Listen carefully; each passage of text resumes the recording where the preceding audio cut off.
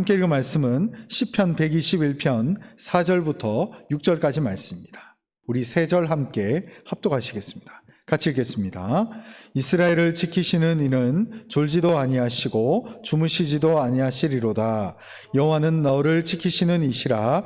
여호와께서 내 오른쪽에서 내 그늘이 되시나니 낮에 해가 너를 상하게 하지 아니하며 밤에 달도 너를 해치지 아니하리로다. 아멘. 쉬지 않고 은혜를 받는 법이라는 제목으로 여러분들에게 하나님 말씀을 나누겠습니다.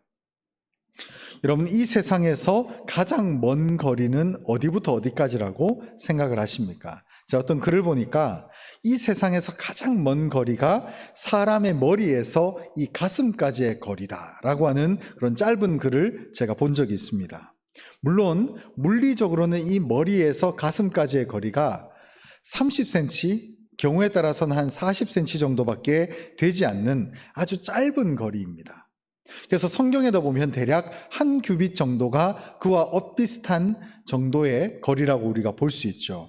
그래서 물리적으로는 고작 30cm밖에 되지 않는 이 머리에서부터 시작해서 가슴까지의 거리지만 실질적으로 우리의 삶 가운데 이 말씀이 물리적인 거리만을 얘기하는 것이 아니라 우리의 삶의 현장 속에서 우리가 실질적으로 부딪히는 가장 먼 거리라고 하는 것은 우리의 심정적인 어떤 심리적인 부분도 이 문장 속에 포함되어 있다고 제가 생각이 드는 것이죠. 그래서 이 머리에서부터 가슴까지의 거리가 물리적으로는 30cm밖에 되지 않지만 실질적으로는 어떤 생각이나 마음의 결심, 마음의 생각이나 판단, 이성적인 사고가 가슴으로 내려와서, 즉 가슴에 내려와서 손과 발로 실천하면서 행동하기까지가 너무나 어렵다는 거죠. 여러분, 그렇기 때문에 어떻게 보면 이 30cm밖에 안 되는 거리는 불과 보폭도 안 되는 거리임에도 불구하고 가장 먼 거리고, 이 세상에서 인간이 경험하기에 가장 먼 거리가 사람의 머리에서부터 가슴까지의 거리가 아닌가라는 생각이 든다는 것이죠. 저도 사실 목사로서 늘 신앙생활을 해나가지만 이 머리에서부터 가슴까지의 거리가 굉장히 멀다는 것을 느낄 때가 왕왕 있다는 것입니다. 여러분, 오늘 설교 제목을 제가 우리의 삶에서 쉬지 않고 은혜를 받는 법이다 라고 제가 설교 제목을 정했는데, 이 우리의 삶 가운데서 쉬지 않고 은혜를 지속적으로 멈추지 않고 받는 길은 결론부터 말씀드리면 기도를 멈추지 않는 것입니다. 여러분, 우리가 기도할 것이 많고 기도할 기도의 제목들이 많으면 우리는 우리의 삶 가운데 기도를 쉴 수가 없습니다. 근데 안타깝게도 많은 사람들이 이 기도에 대해서 기도의 제목을 설정하지 않고 기도를 하는 일을 때로는 급하면 마치 발등에 불이 붙은 것처럼 급하게 불을 꺼야 할 때에만 기도에다가 매달리다 보니 우리의 삶에 이 쉬지 않고 멈추지 않는 이 은혜를 누리지 못하는 경우가 많다는 거죠. 그래서 은혜를 받았다가 다시 발등에 불이 꺼지면 신앙생활과 이 은혜가 멈춰버리는 것 같고, 또 우리의 마음이 자꾸 지하로 내려가지고 우리의 마음이 자꾸 아래쪽으로 꺼져가는 것이 이 사람의 마음이고 우리의 삶의 신앙의 기복이라는 것입니다. 그러나 놀랍게도 우리가 믿는 하나님은 결코 쉬거나 멈추거나 주무시는 하나님이 아니라는 것을 믿으시기 바랍니다.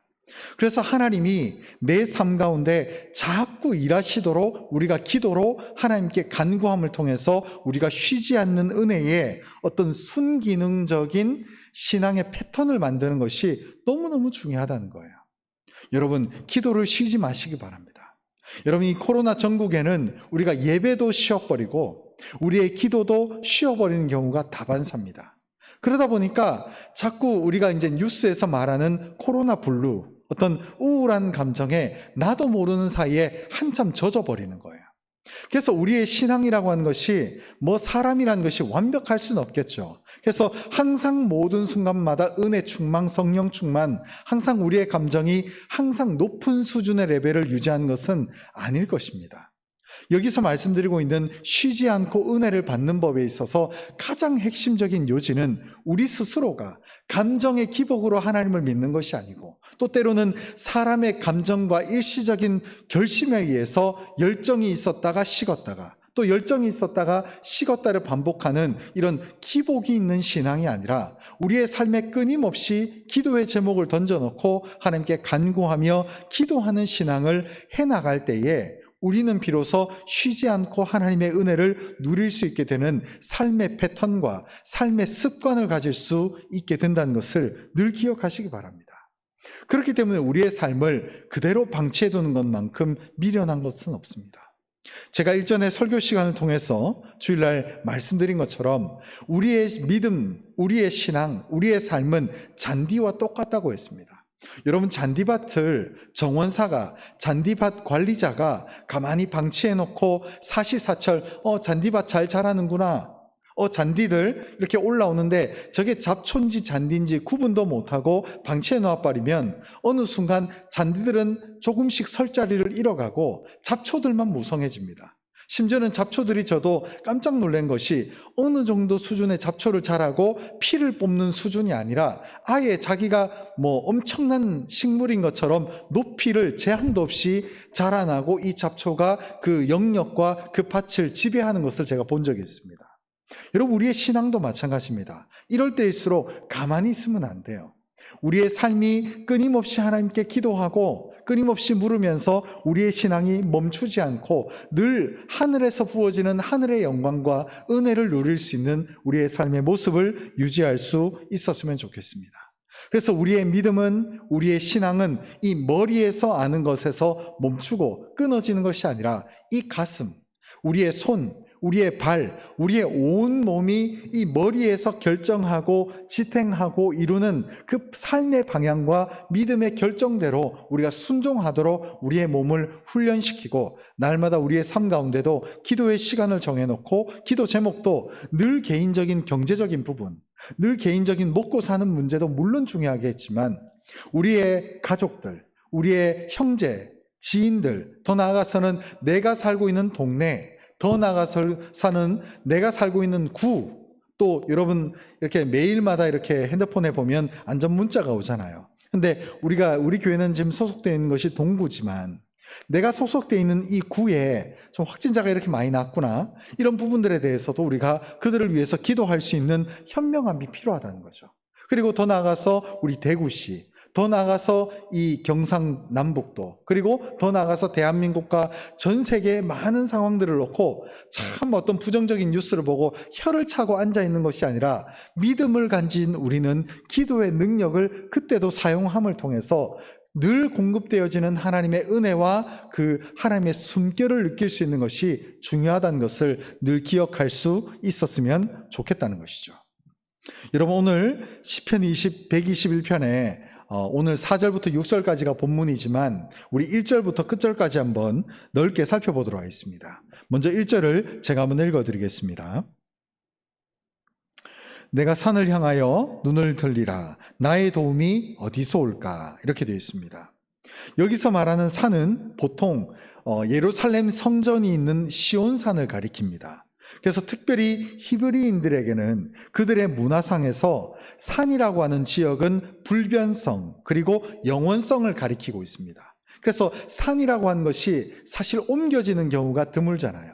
근데 이 산을 가리켜서 히브리인들은 하나님의 영원성, 그리고 하나님 나라에 대한 불변성에 대해서 그들이 산과 어떤 자연적인 어떤 산을 바라보면서 느끼는 영적인 감정들이 여기에 있다는 것입니다.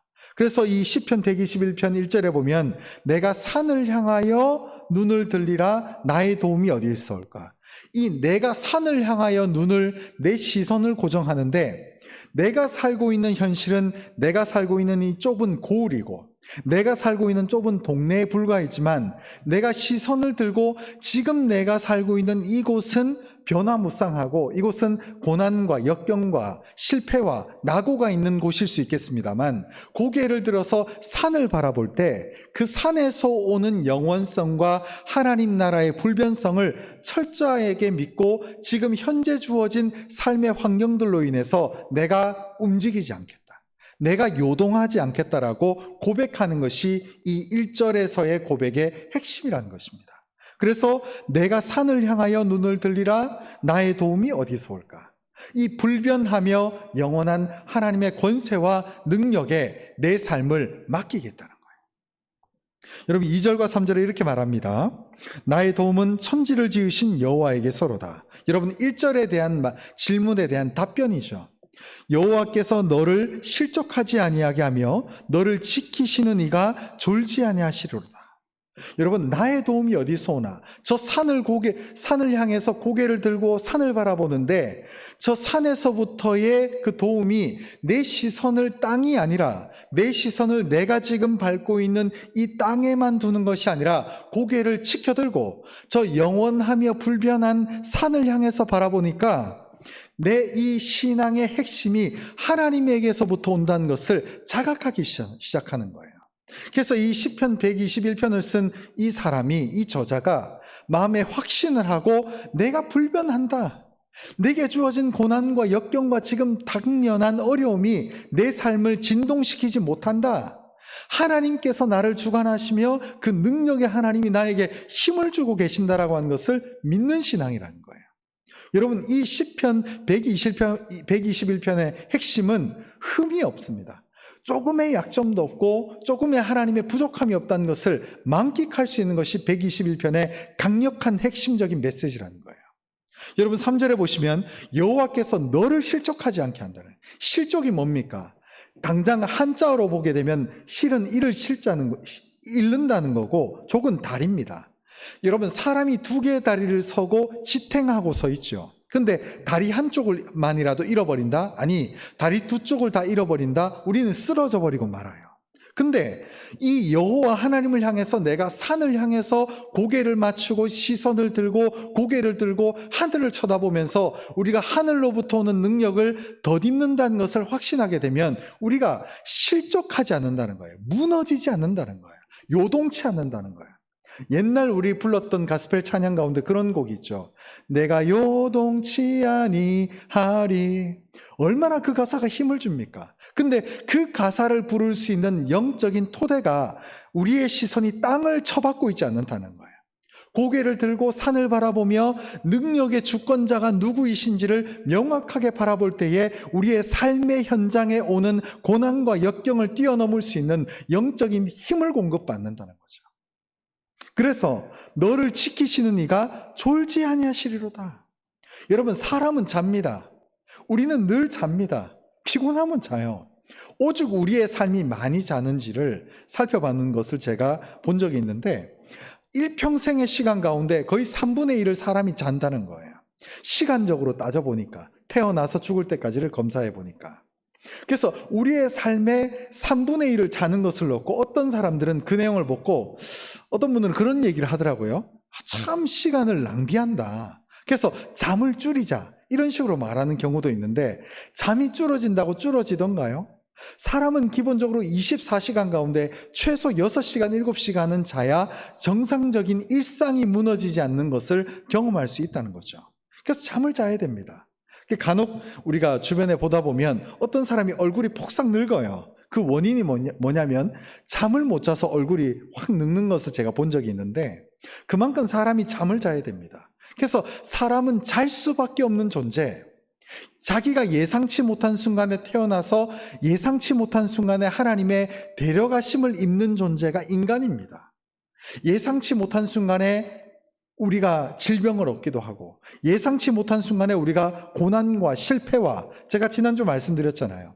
우리의 인생은 정박자대로 가는 게 아니라 엇박자의 삶을 산다고.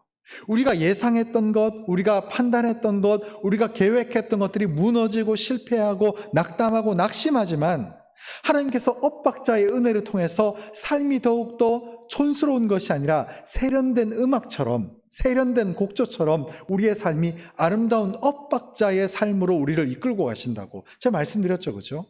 여러분, 우리를 지키시는 이 하나님은 우리가 잘 때 더 활동하시는 것을 기억하시기 바랍니다. 여러분, 우리는 잡니다. 인생의 3분의 1을 잠으로 다 소진할 수밖에 없는 연약하고 부족한 인간. 그래서 이 하나님께서 우리에게 주신 이 순리의 시간들을 어기면서 잠을 줄이는 분들도 있지만 그것이 우리의 삶 가운데 이루어지던가요? 인생은 이틀, 3일만 밤새도 잘 수밖에 없는 존재. 일과를 멈추고 하나님의 능력을 의지할 수밖에 없는 존재가 바로 인간입니다. 근데 이 시편 121편에서 하나님이 어떤 분이냐? 우리가 믿는 하나님은 우리를 지키시는 이가 졸지 않는다는 거예요. 주무시는다는 말은 아예 하지도 않고 잠깐 자는 그 조는 것도 하지 않는 분이라는 거예요. 완벽하신 주님이시죠. 여러분, 이 세상에 잠들 수 없는 인생의 3분의 1을 잘 수밖에 없는 화려하고 권력 있는 어떤 사람을 의지하시겠습니까? 아니면 모든 주권을 가지고 계시고 우리의 인생을 주관하시며 자는 것은 고사하고 잠깐 졸지도 주무시지도 않는 이 하나님을 믿으시겠습니까? 저는 이 하나님을 우리의 삶 가운데 초청하고 받아들이기를 주님의 이름으로 축복합니다. 여러분, 이사야 27장 3절은 이렇게 말합니다. 나 여호와는 포도원 지기가 됨이여 때때로 물을 주며 밤낮으로 간수하여 아무든지 이를 해치지 못하게 하리로다. 여러분, 하나님이 우리의 포도원 지기가 되는 거예요. 우리는 포도나무에 붙은 가지입니다. 그래서 이 포도원 지기이신 성부 하나님의 역사가 우리의 삶 가운데 이루어지며 이 포도원 안에 우리가 거하며 밤낮으로 물을 주고 밤낮으로 우리를 간수하며 우리를 지키시며 아무든지 우리를 해치지 못하게 하시는 그 보호하심 가운데 우리를 이끌겠다는 거예요.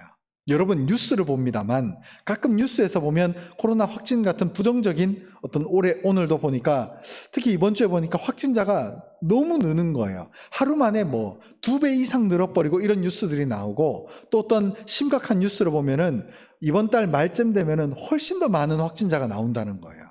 여러분, 이 영상을 보신 분들에게 제가 감히 말씀드리겠습니다. 그 뉴스를 보고 불안함을 느끼십니까? 여러분, 그 뉴스들을 보면서 삶이 막 불안하신가요? 여러분, 걱정하지 마십시오. 여러분들의 삶을 쥐고 있는 것은 코로나가 아닙니다. 여러분, 질병청이 아닙니다. 하나님입니다.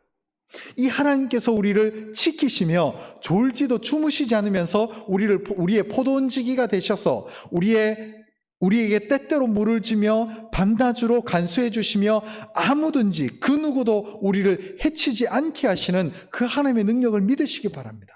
그래서 우리는 믿음이 흔들리지 않도록 우리에게 쉬지 않는 은혜를 제공해 주시는 하나님을 붙드시고 간구하시기를 주님의 이름으로 축원합니다. 여러분, 부정적인 말을 하지 마세요. 여러분, 입을 닫으십시오. 부정적인 말, 나쁜 말, 안 된다는 말, 코로나가 끝나든 안 끝나든 그건 하나님의 소관이죠. 여러분, 그런 말을 하지 마십시오. 하나님의 능력을 구하시고 하나님의 힘을 구하며 하나님께서 모든 걸 쥐고 계신다. 세상이 어찌됐든 나는 그런 건 잘 모르겠다. 그러나 하나님이 우리의 삶을 주관하시며 우리의 인생을 이끌고 계시고 하나님은 한순간도 빠짐없이 나를 붙들고 계신다는 것을 여러분 믿음으로 고백하며 확신하시기 바랍니다. 여러분, 인생은 어떻게 될 줄 모릅니다. 여러분, 어떻게 될 줄 모릅니다. 여러분, 제가 오전에 설교 말씀을 드렸죠. 여러분, 고정관념이 무서운 겁니다. 하나님의 역사를 막는 가장 기본적인 문턱이 고정관념입니다. 선입견, 자기가 생각해서 보는 것, 자기의 눈앞에 이루어지는 그 사건들로 인해서 내 인생은 망했어. 난 안 돼. 더 이상 내년에도 코로나 이거 회복이 되겠나? 이런 말들이 우리의 삶을 자꾸 부정적인 길로 막아요. 내년에 코로나가 연장될 수도 있습니다. 중요한 건 이 애굽이든 가나안이든이 중요한 게 아니라 지금 내게 주어진 하나님의 말씀에 순종하며 내가 그 길을 걸어갈 때에 우리의 삶 가운데는 영적인 탄탄대로가 우리의 삶 가운데 펼쳐질 거라는 거예요. 여러분, 믿으시기 바랍니다. 여러분, 저도 개인적으로 사람이기 때문에 2022년을 앞에 놓고 마음에 염려하고 걱정하는 시간이 연초에 있었습니다. 그런데 제가 수요예배 때 창세기 강해를 통해서 아브라함에 대해서 하나님께서 저에게 주시는 어떤 메시지가 있었는데 정말 아브라함을 묵상케 해주시는 거예요. 여러분, 아브라함은 하늘의 별과 같이 별처럼 자손을 줄 것이다. 땅의 모래알들처럼 너의 후손들이 이처럼 많을 것이다 라고 했는데 100살이 될 때까지 아무것도 안 줬어요. 그래서 이 100살이 되기 전에 아브라함이 인위적인 노력을 통해서 자신의 후사를 만들려고 했었습니다. 그러나 하나님은 막으셨어요. 오직 자신의 아내인 사라를 통해서 그 이삭을 낳기 전까지 모든 후사, 모든 다음 자신의 후계자를 향한 계획을 하나님이 철폐시키셨습니다. 사람의 생각, 사람의 판단, 사람의 인위적인 노력을 하나님께서 무기력하게 만드셨어요. 그러면 우리의 삶은 하나님의 때를 기다리는 겁니다. 부정적이고 안 되고 무능력하고 혹은 회의적이고 염세적인 태도로 일관하는 것이 아니라 하나님을 철저하게 믿으며 지금도 깨어서 우리에게 적절한 타이밍에 선물을 주실 하나님을 기대하면서 우리는 기다리는 겁니다. 그 기다림이 긍정의 능력으로 밝음의 힘으로 우리가 주님 앞에 나갈 때 하나님께서 반드시 우리를 책임져 주실 줄 믿는다는 것이죠. 여러분, 오늘 본문 6절에 보면 이런 말씀이 있습니다. 낮의 해가 너를 상하게 하지 아니하며 밤의 달도 너를 해치지 아니하리로다. 여러분, 중동 지방에, 특별히 고대 근동에 있는 중동 지방의 사막지대에는 낮의 해도 밤의 달도 그 사막을 지나가고 있는 사람들에게는 치명적이었습니다.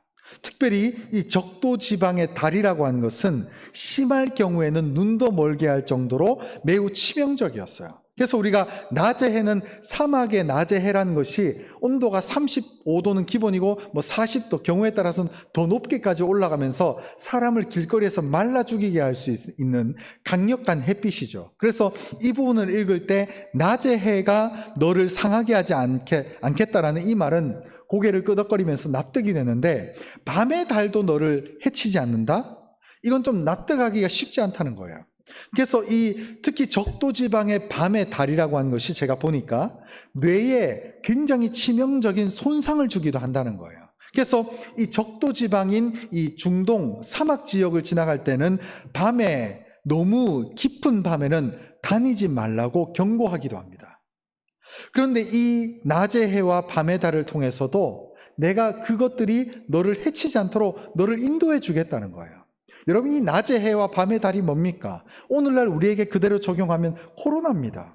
경제적인 어려움이에요. 육신의 질병이에요. 지금 우리가 염려하며 걱정하는 장래 일입니다. 근데 그런 염려와 걱정과 고난과 역경을 하나님께서 이 낮의 해와 밤의 달로 간단하게 묘사함을 통해서 우리에게 해치지 않게 만들어 주시겠다는 거예요. 여러분, 그런데 우리가 어떻게 감히 부정적인 말을 입에 달고 살겠습니까? 그 부정적인 말을 거두시기 바랍니다.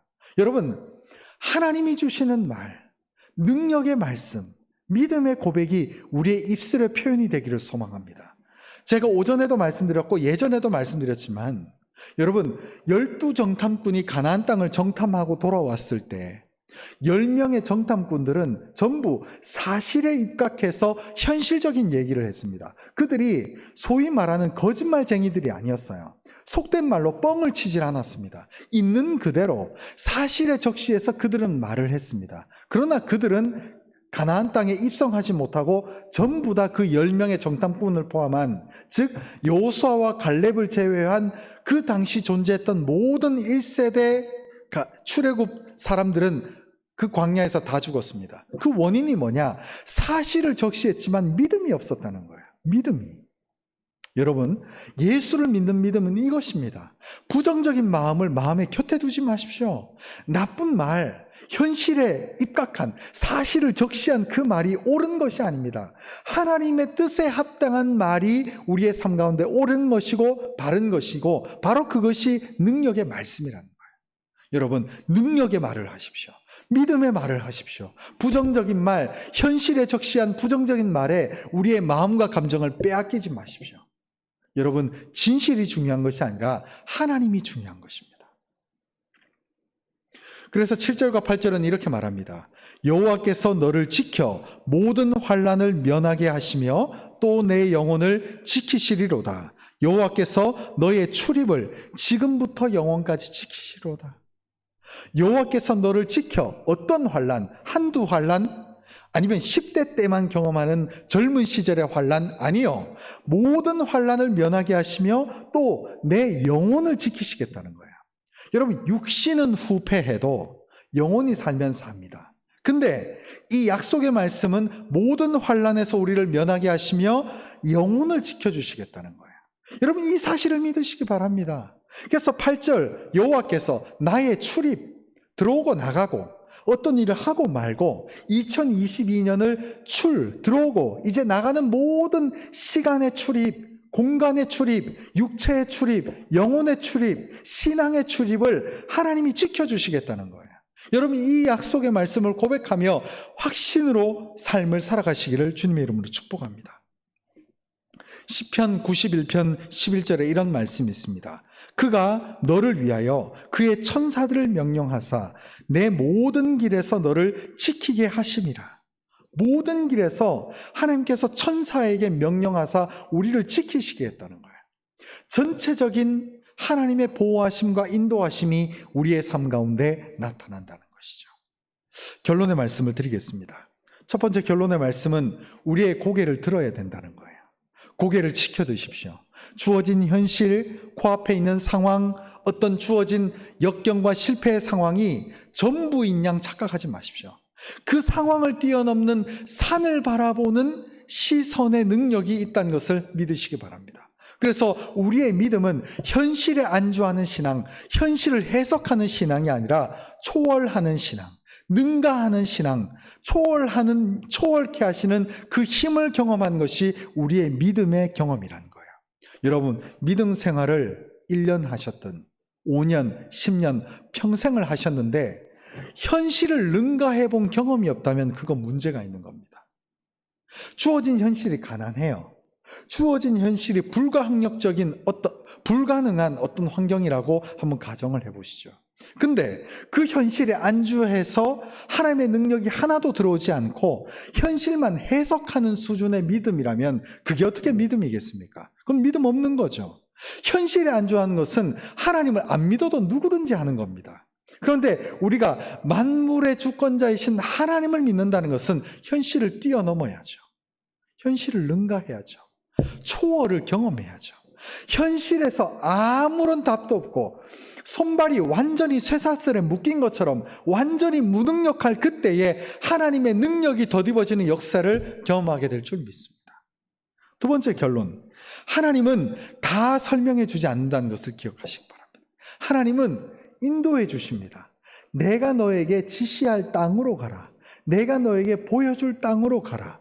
근데 그 보여줄 땅이 어디라고 얘기를 해 주셔야죠. 우리 동구 방촌동이라고 얘기를 해 주셔야 되는데 얘기를 안 해 주셨어요. 가라는 거예요. 가라. 그 가라고 하는 그 하나님의 말씀에 우리가 어디로 가는지는 모르겠지만 가라는 그 명령에 순종하겠습니다 라고 하는 역사하심에 우리가 가는 것이죠. 여러분, 사람의 생각대로 하나님을 규정짓지 마십시오. 사람의 생각과 판단대로 하나님이 이럴 것이다, 하나님이 저럴 것이다. 아니, 과거에서부터 내려왔던 그 전통에만 매였던 굳은 마음, 굳은 신앙의 자세를 극복하셔야 돼요. 그래서 세 번째 결론은 완전하신 하나님의 보호하심이 분명히 있다.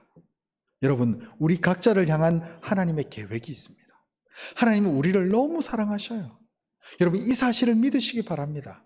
여러분, 성경이 하얀색은 종이고 까만 것은 글자가 아닙니다. 살아계신 능력의 말씀, 살아계셔서 2000년이 지난 지금까지도 그 능력의 말씀으로 우리를 이끌고 있는 살아계신 하나님의 말씀이라는 것을 보시기 바랍니다. 하나님은 능력이 있으십니다. 하나님은 이 세상의 어떤 권력자나 어떤 능력자도 흉내낼 수 없는 절대적 주권자의 소유자이십니다. 하나님의 편에 선다면, 우리가 하나님의 뜻 안에 거한다면 우리의 삶은 절대 실패하거나 절대 그 실패와 역경 속에서 나뒹굴지 않습니다. 그곳에 있다 하더라도 그 모든 것은 결론이 아니라 과정일 뿐이며 우리는 더 낫고 더 완벽하며 더 온전한 하나님의 결론으로 우리의 삶이 귀결될 줄 믿습니다. 여러분, 결론을 기대하시기 바랍니다. 그래서 현재의 고난은 장차 우리에게 올 영광과 좋게 비교할 수 없도다. 그 사실을 기억하며 살아갈 수 있는 우리 모두가 될 수 있었으면 좋겠습니다.